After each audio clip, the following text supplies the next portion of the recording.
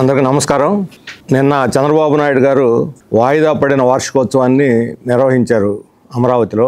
ఆ సందర్భంగా గంట 40 నిమిషాల పాటు అంటే 100 నిమిషాలు అధికారులకి ప్రజాప్రతినిధులకి క్లాస్ తీసుకున్నారు. సరే, పవన్ కళ్యాణ్ గారు అయితే సినిమా డైలాగులు వదిలేరు వద్దంటూనే. ఈ మొత్తం ఉపన్యాసం అంతా కూడా స్వాత్కర్ష అంటే వాళ్ళని వాళ్ళు పొగుడుకోవటం, అతిశయోక్తులు, అర్ధసత్యాలతోటి నిండిపోయింది. వాస్తవాలు చెప్పి ప్రజలను ఒప్పించి మెప్పించాలనేటువంటి ప్రయత్నం కన్నా ఇంప్రెస్ చేయాలనేటువంటి ధోరణి ఎక్కువగా కనిపిస్తున్నది. అంటే ఈ రోజుల్లో అంతా కూడా బిల్డింగ్, దాన్ని బిల్డ్ చేయటమే. అట్లాగే దీంట్లో ఒక ఇమేజ్ బిల్డింగ్ కోసం ప్రయత్నం, ప్రభుత్వం మీద ఇమేజ్ బిల్డింగ్ కోసం ప్రయత్నం తప్ప ప్రజల్ని డెవలప్ చేయాలనేటువంటి ప్రయత్నం ఎక్కడ కనిపించలేదు. నెల క్రితం జరిగిన తెలుగుదేశం మహానాడులో కార్యకర్తలే సర్వస్వం అన్నాడు, వాళ్లే పరిపాలన చేస్తారని. నెల రోజుల్లో లక్ష్యం మారిపోయింది. ఇప్పుడు అధికారులే సర్వస్వం, అధికారులే మొత్తం రేపు వచ్చే ఎన్నికలు గెలిపించాలి. 2019 ఎన్నికలే 2029 ఎన్నికలే కీలకం అని చెబుతున్నాడు అధికారులకి. కాబట్టి కార్యకర్తల అధికారుల ఈ డైలమా ఏమిటి అంటే ఎక్కడికక్కడే ఎవరికి వాళ్ళని ఆకాశానికి ఎత్తేసి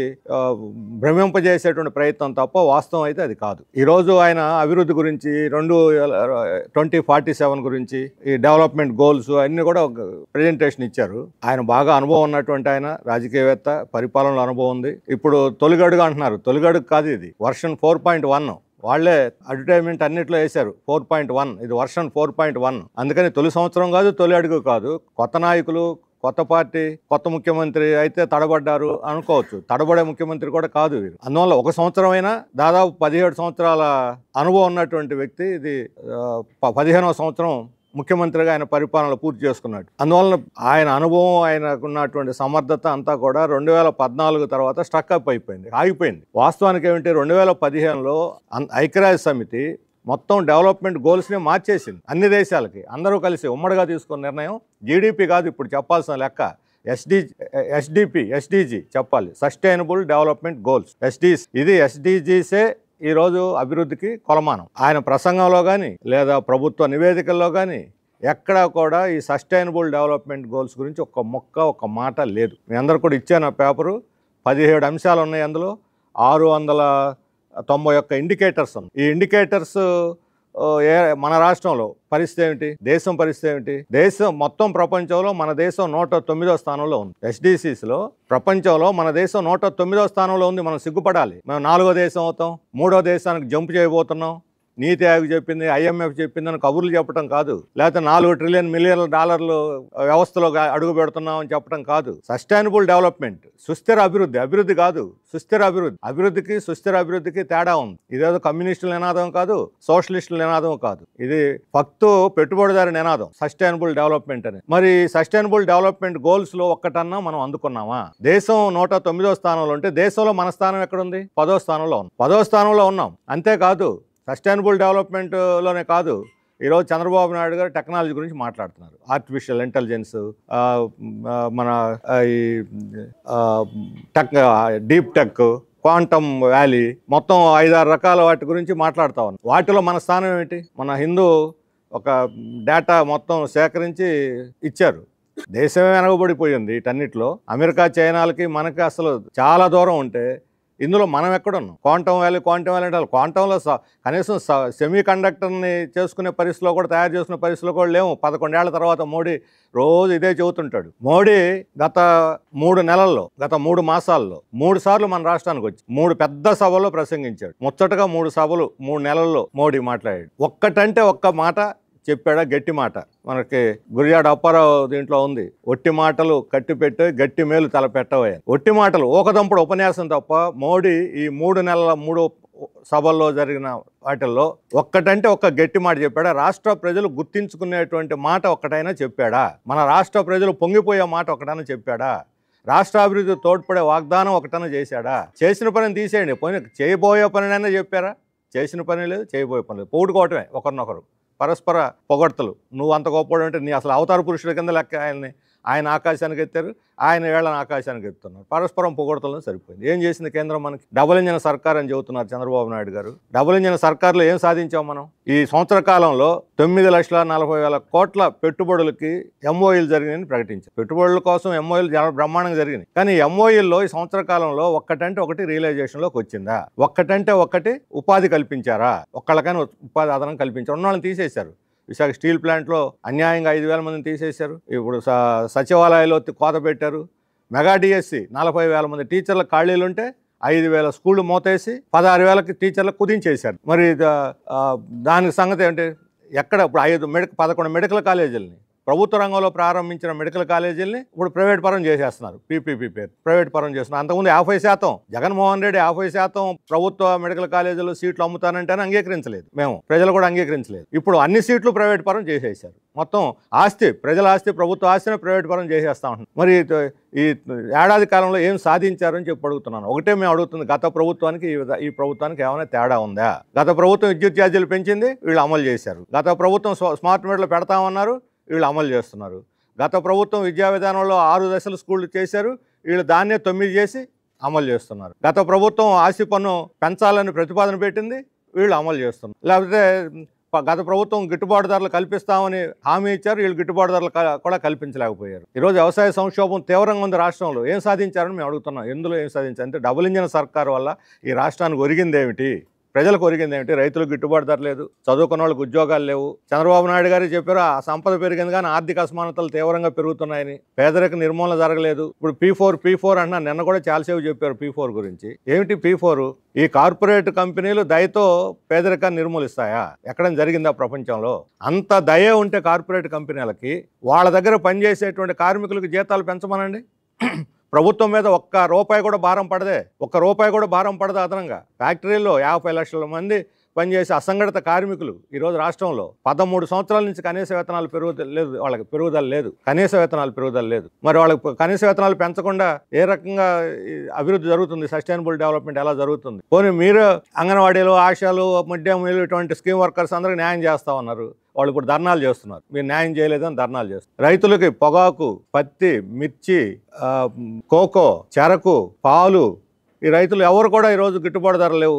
బయట ఏమో ధరలు పెరిగిపోతున్నాయి, వీళ్ళకి గిట్టుబాటు ధరలు లేవు. ఇప్పుడు పొగాకు ఐటీసీకి గత క్వార్టర్లో 3 మాసాల క్వార్టర్లో, జనవరి మార్చి 3 మాసాల క్వార్టర్లో 4% షేర్ మార్కెట్ వాల్యూ పెరిగింది. ITC 4% share market. మరి అదే ఐటీసీ ఈరోజు పొగాకు కొనకుండా రైతులను దివాళీ ఎత్తిస్తుంది. ప్రభుత్వం ఏమి చేయలేకపోతుంది. కొనిస్తాం తప్ప ఒక్క ఆకు కూడా ఇంతవరకు ప్రైవేట్ కంపెనీ చేత కొనిట్లా. సగం వర్జీనియా పొగాకు అయితే వచ్చిన వాటిలో సగం బేళ్లు మళ్ళీ రిటర్న్ పంపించేస్తున్నారు, కొనకుండా రిటర్న్ వెనక్కి తీసుకెళ్ళమంట. మరి ఏ రకంగా ఇది? ఇప్పుడు విశాఖ ఉక్కు గురించి అసలు ప్రస్తావన లేదు. ఫ్యాక్టరీ గురించి 11,440 కోట్లు ఇప్పించాను ఘనంగా చెబుతున్నారు. 1,534 కోట్లే ఫ్యాక్టరీకి దక్కింది. 11,440 కోట్లలో 1,534 కోట్లు మాత్రమే ఫ్యాక్టరీకి దక్కినాయి. ఈ 1,534 కోట్లలో కూడా జీతాలు ఇవ్వకూడదు, ముడి సరుకు కొనకూడదు, యంత్రాల మీద ఖర్చు పెట్టాలి. ఇంక దేనికి ఖర్చు పెట్టాలా? మురికి కాలువలు తవ్వటానికి ఖర్చు పెట్టాలా? లేదా గార్డెన్లు పెంచడానికి ఖర్చు పెట్టాలా? ఉత్పత్తి ఖర్చు పెట్టకుండా ఎందుకు ఇచ్చినట్టు ఈ షరతులు పెట్టి? అంటే దాన్ని మూసేయటానికే కదా, ప్రైవేటీకరణ చేయడానికే కదా. అందువల్ల మొత్తం ఈ డెవలప్మెంటల్ నినాదం వాళ్ళు చెప్పినటువంటిది అంతా కూడా అది సస్టైనబుల్ డెవలప్మెంట్ అనే దానికి ఆమడ దూరంలో ఉంది. ఇప్పుడు ఎడ్యుకేషన్లో వాళ్ళు ఫీజు రీయింబర్స్మెంట్ ఇవ్వలేదు. ఇప్పుడు తల్లికి వందనం చూస్తే ప్రతి ఊరి నుంచి తల్లికి వందనం ఫిర్యాదులు వస్తున్నాయి. కొందరు అకౌంట్లో, ఇప్పుడు మేము గుంటూరు జిల్లాలో సర్వే చేస్తే కొందరు అకౌంట్లో 9,000, కొన్ని అకౌంట్లో 10,000, 13,000 అని ప్రకటించిన. 3 బిడ్డలు ఉన్న వాళ్ళకి 2 బిడ్డలు, కొంతమందికేమో ఒకరున్నా 4 బిడ్డలు పడిపోయినాయి. అంటే గుడ్ గవర్నెన్స్ అంటే ఇదేనా? ఒక తల్లికి వందనం సిస్టమేటిక్గా ఇంట్లో బిడ్డలందరికీ మీరు చెప్పిన 13,000 సక్రమంగా అందించలేకపోవటం ఇదేనా గుడ్ గవర్నెన్స్ అంటే? ముసలి వాళ్ళకి, సింగిల్ ఉమెన్కి కొంతమంది చాలామందికి ఇప్పుడు డినై చేస్తున్నారు, ఇవ్వటం లేదు. సరైనటువంటి రికార్డులు కూడా భద్రపరచడం లేదు. మొత్తం సచివాలయ వ్యవస్థనంతా అస్తవ్యస్తం చేసేస్తున్నారు. వాళ్ళు ఉంటారో పోతారో ట్రాన్స్ఫర్ చేస్తారో తెలియటం లేదు. ప్రైవేట్ స్కూళ్ళల్లో 25% రైట్ టు ఎడ్యుకేషన్ కింద ఇస్తామని చెప్పిన వాళ్ళకి ఇంతవరకు అసలు వాళ్ళకి ఇవ్వనందువల్ల వాళ్ళు మేము పిల్లల్ని చేర్చుకోమంటున్నారు. వాళ్ళు యాక్చువల్గా ఉచితంగా చెప్పాలి. నారాయణ, శ్రీ చైతన్య లాంటి వాళ్ళు కూడా ఈరోజు మంత్రిగా ఉన్నాడు ఆయన. 20% రైట్ టు ఎడ్యుకేషన్ ప్రకారం ఉచితంగా చెప్పాలి పేదలకి. దాని బదులు గవర్నమెంట్ డబ్బు ఇస్తామన్నా గవర్నమెంట్ డబ్బు ఇవ్వట్లేదు, వాళ్ళు చెప్పడం లేదు, పంపించేస్తారు. దేని ఏమిటి ఉపయోగం? విద్య ఒక నాణ్యమైన విద్య అందరికీ ఉచితంగా రావాలని చెప్తూ ఉంటే అదేం లేదు. అందుకని వీళ్ళు డబుల్ ఇంజన్ కాదు, ఇది డబుల్ భారాల ప్రభుత్వం కింద మారిపోయింది. డబుల్ భారాలు. స్మార్ట్ మీటర్లు పెడితే ఈ విజయవాడలోనే ఒక చిన్నపాటి ఒక పరిశ్రమ నడుపుకునే వాళ్ళకి 6,000 కరెంటు బిల్లు వస్తూ ఉంటే, ఒక కుటీర పరిశ్రమ నడుపుకునే వాళ్ళకి స్మార్ట్ మీటర్ మార్చాక 26,000కు పోయింది. 6,000 అక్కడ, 26,000 అక్కడ, ఏకదమ్మన 20,000 పెరిగిపోయింది. కొంతమందికి 1,00,000, కొన్ని షాపులకి అయితే 1,00,000 స్మార్ట్ మీటర్లు పెట్టాక ఈ విజయవాడలోనే. మాకు వద్దు బాబో అని ప్రజలు తిరస్కరిస్తున్నా సరే పెట్టాల్సిందని అదాని మనుషులు పంపించి నెత్తి మీద కూర్చుంటున్నారు స్మార్ట్ మీటర్లు. ఎట్లా పెడతారు స్మార్ట్ మీటర్లు? మీరే చెప్పారు పగలగొట్టండి అని, మీరే చెప్పారు. కోర్టులో కేసు వేశారు తప్పు అని. చంద్రమోహన్ రెడ్డి పయాల కేసు ఈ విద్యుత్ సంస్కరణలకు వ్యతిరేకంగా వేశారు. స్మార్ట్ మీటర్లు వద్దని వేశారు. ఇప్పుడు ఆ కేసు సంగతి ఏమిటి? నేను 10 సార్లు అడిగేంతవరకు స్పందించాలి. వాళ్ళు నోరెత్తి మాట్లాడటం లేదు. మీరు వేసిన కేసు విషయంలో కోర్టులో పెండింగ్లో ఉంది, మీరు ఏం మాట్లాడతారు అని మేము తెలుగుదేశం నాయకులను అడుగుతుంటే పయ్యాల కేసు కానీ చంద్రమోహన్ రెడ్డి గారు కానీ కనీసం నోరెత్తి మాట్లాడలేదు, స్పందించడం లేదు. ఆ కేసు విత్డ్రా చేసుకుంటారా లేకపోతే కొనసాగిస్తారా తేల్చి చెప్పాలని చెప్పి అడుగుతున్నాం. ప్రభుత్వ వైఖరి ఏంటో కూడా చెప్పాలి దీని మీద. ప్రభుత్వ లాయర్ ఏం మాట్లాడతాడు కోర్టులో? ఇంతకుముందు అంటే దానికి వ్యతిరేకంగా మాట్లాడు పాత ప్రభుత్వంలో వాళ్ళు. ఇప్పుడేం మాట్లాడతారు? అలాగే ఈరోజు ఇళ్ల స్థలాలు జీవో నెంబర్ 30 ఇళ్ల స్థలాలు ఇస్తా ఉన్నారు. జీవో నెంబర్ 30 ప్రకారం 4 రోజులు అప్లై పెట్టుకున్న 4 రోజులు ఇస్తా ఉన్నారు. ఇప్పుడు 6 నెలలు జీవో వచ్చి ఉన్న ఇళ్ళు తొలగించేస్తున్నారు బలవంతంగా. 3 సెంట్లు 2 సెంట్లు ఉన్న వాళ్ళకి పట్టాలు కూడా లేవు. ఉన్న వాళ్ళకి పట్టాలు ఇవ్వడానికి మీకు మంగళగిరి ఇస్తామని ప్రకటించారు. ఆర్భాటంగా అయిపోయింది. ఇక రాష్ట్రం అంతా అదే ప్రచారం. మరి ఎక్కడిచ్చారు? ఎవరికి ఇచ్చారు? ఉన్న వాళ్ళని తొలగిస్తున్నారు. పశ్చిమ గోదావరి జిల్లాలో ఇలాంటి చోట చాలా చోట తొలగించేస్తున్నారు. అందుకని ఇచ్చినటువంటి వాగ్దానాలు ఇప్పుడు నిరుద్యోగులకు 3,000 భృతి అన్నారు, లేదు. మహిళలకు 1,500 నెలకి ఇస్తా ఉన్నారు, లేదు. ఇవన్నీ సూపర్ 6లో భాగాలే కదా. 3 సెంట్లు 2 సెంట్లు అనేది ఇప్పుడు 4 ఏళ్లలో ఇస్తా ఉంటున్నారు. ఈరోజు మార్చేశారు దాన్ని. ఇది కనీసం షెడ్యూల్ ప్రకటించండి. మీరు మీ వాగ్దానాలు ఎప్పుడు అమలు చేస్తారు? షెడ్యూల్ ప్రకటించండి. ఇంకోవైపు మీరు గత ప్రభుత్వం విధానాల మీద ధ్వంసం చేసిన దాడి చేస్తున్నారు. మరి ఈ ప్రభుత్వం నిర్మిస్తున్నది ఏమిటి? మొన్న సత్యనపల్లి ఘటన సందర్భంలో సినిమా డైలాగ్ రఫా రఫా అనేది పెద్ద ఇది అయిపోయింది. అప్పుడు అంతా వైరల్ అయిపోయింది. ఈ సినిమా డైలాగులో థియేటర్లకు పనికి వస్తే బయట పనికిరావు అని చెప్పి పవన్ కళ్యాణ్ చెప్పాడు. మంచి మాట అనుకున్నాం. థియేటర్లో వాడాల్సిన బయట పబ్లిక్లో సివిలియన్స్ వాడకూడదు. రఫా రఫా అని వాడటం తప్పు. ఆ రోజు చెప్పాం మేము. కానీ ఈ రోజు నిన్న వాడిన భాష ఏమిటి పవన్ కళ్యాణ్ గారు? నిన్న వాడిన భాష ఏమిటి? తాట తీస్తా నార ఒలుస్తా. ఏం భాష ఇది? తాట తీయటం నార ఒలవటం. ఇది కూడా సినిమా భాషే కదా. థియేటర్లో వాడాల్సిన భాషే కదా. పబ్లిక్ మీటింగ్లో ఎట్లా వాడాడు? అంటే ఎవరికి వారు తక్కువ కాదు. హింసాత్మక రాజకీయాలను పెంచి పోషిస్తున్నారు. ఒకళ్ళొకళ్ళు పోటీలు పడి రాష్ట్రం మొత్తాన్ని కూడా శాంతి భద్రతలు అధ్వానంగా మార్చేటువంటి పరిస్థితి తీసుకొస్తుంది. ఈ భాష మానుకొని దళితులకి మహిళలకి రక్షణ కల్పించండి. గతంలో దిశ ఉంది. ఆ దిశ ఫెయిల్యూర్ అయింది. ఇప్పుడు రక్ష అని పేరు పెట్టారు. తేడా ఏం లేదు. దిశ పోలీస్ స్టేషన్లో రక్ష పోలీస్ స్టేషన్కి మారినాయి. తేడా ఉంది. యాప్ పోయి ఇంకొక యాప్ వచ్చి ఈ యాప్లతో అవుతుందా? ఈ రోజు జరుగుతున్న విజయవాడలోనే ఒక అమ్మాయి అత్యాచారానికి గురైంది. వార్త ఈరోజే వచ్చింది. మొన్న అనంతపురంలో 2 ఘటనలు వారం రోజుల క్రితం. అంతకన్నా ముందు తెనాలిలో పౌర హక్కులు 3 దళిత ముస్లిం యువకులని పౌర హక్కులు అణిచేసి వాళ్ళని చేసింది. విశాఖపట్నంలో దళితుల మీద దాడి. ఇవన్నీ ఒకటి కాదు. ప్రతిరోజు దళితుల మీద దాడి, మహిళల మీద అత్యాచారాలు వింటూనే ఉన్నాం. ఏం రక్షణ కల్పిస్తున్నారు? అలాంటి ఎక్కడ బాగుంది? అవి వదిలేసి ప్రజా ఉద్యమాల ధర్నాలకి లేకపోతే ఎవరైనా మీటింగులు పెట్టుకుంటే వాటిని ఆపటం ఎట్లా? పోలీసుల పని అంతా దీని చుట్టూ తిరుగుతా ఉంది. వాళ్ళ స్పెషల్ బ్రాంచ్లు పోలీసులు అంతా ఇటు చుట్టూ తిరుగుతున్నారు. అందువలన ఈ ప్రభుత్వం ఈ సంవత్సర కాలంలో సాధించిన దాని మీద వాళ్ళ ఆత్మసంతృప్తి తప్ప, స్కోతర్ష వాళ్ళు పొగడతలు తప్ప వాస్తవంలో సంతృప్తికరంగా లేదు. కొన్ని రంగాల్లో తీవ్రంగా ఫెయిల్ అయ్యారు. సంక్షేమ పథకాలు అమలు జరగడంలో ప్రజల్లో తీవ్రమైన అసంతృప్తి ఉంది. భారాలకు వ్యతిరేకంగా అసంతృప్తి ఉంది. ఈ భారాలు వేయటం మానుకొని మీ గోల్స్ మార్చుకోండి. P4 పనికిరాదు. P4 వల్ల పరిష్కారం కాదు. ఇది ఒట్టి మాటలు తప్ప. కార్పొరేట్లు ఎవరు దయచేయరు, దయచూపరు. పేదరికం దానివల్ల సమస్య పరిష్కారం కాదు. సస్టైనబుల్ డెవలప్మెంట్ గోల్స్ ప్రపంచం అంతా అంగీకరించే ఐక్యరాజ్య సమితిలో అన్ని దేశాలు సంతకాలు చేసినటువంటి సస్టైనబుల్ డెవలప్మెంట్ గోల్స్ మీద దృష్టి పెట్టండి. అందరికీ నాణ్యమైన విద్య, అందరికీ ఉపాధి, చదువుకున్న వాళ్ళందరూ కూడా ఉద్యోగాలు, వ్యవసాయ అభివృద్ధి, రైతులకి కావాల్సిన ప్రోత్సాహం ఇచ్చి వ్యవసాయాన్ని అభివృద్ధి చేయటం, పరిశ్రమలు స్థానిక యూత్కి పరిశ్రమలు ఉద్యోగాలు ఇవ్వటం.